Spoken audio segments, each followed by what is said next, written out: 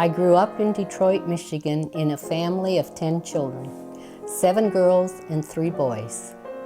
After I graduated from Southeastern High School and my parents moved to the upper part of Michigan, I went to live with my sister Evelyn and her husband Jerry and son Stuart in Grosse Pointe, a small town about 25 miles from my parents' home. In high school, I had taken business courses, and after graduation, I enrolled in the Elliott Fisher bookkeeping course, which helped me to get a job working for my minister, Dr. Wendell Taylor. It's funny how these little changes directed my entire life. I met Dr. Taylor's daughter, Jean, while working for him.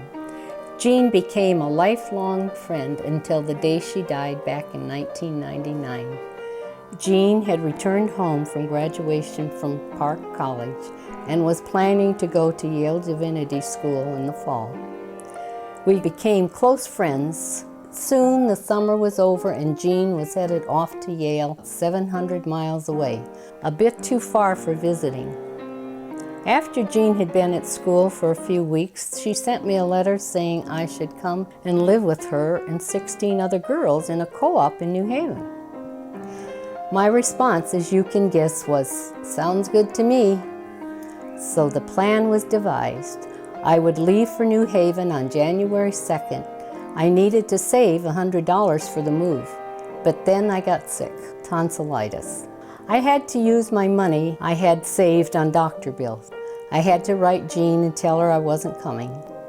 Jean wouldn't hear of it. She pushed and pushed for me to change my mind.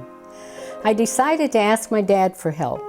He agreed that it was a good move for me and came up with the money. Never thinking about what will I do to support myself while living in the co-op, I just took off for the unknown. I wrote Jean and told her I'd be there around 11 p.m. on January the 2nd. So here I am, going by train all the way to New Haven to live in a co-op with 16 other girls. All of them were either attending Yale University or Yale Divinity School. A couple of the girls were taking Chinese or Japanese, and one was teaching Japanese to help in the war effort. The house that we all lived in was really big, 3 stories. It housed all of us plus 2 house parents, a grandparent, and a married couple. We needed these house parents to run the house and to keep us out of mischief. My requirement to live in the co-op was to be a student at the university or work there. I wasn't able to attend the university, so off I went the first day to look for a job. I'm not sure how long it took me to find a job. I just know it wasn't long because I was never out of money. My job was cataloging, typing, and filing, all of the duties of a secretary. Associating with students going to the university and attending musicals, lectures, plays, learning about the different religions was the beginning of my education. It was where I was introduced to the Quaker religion. I am now a regular attender at our meeting house in Claremont. I did marry a divinity student, Clyde Madden.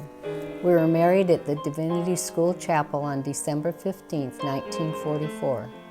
Shortly after, we moved again, this time to California, where Clyde was from.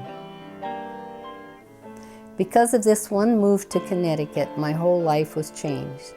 I am forever grateful to my teachers who have been with me on my journey in this life.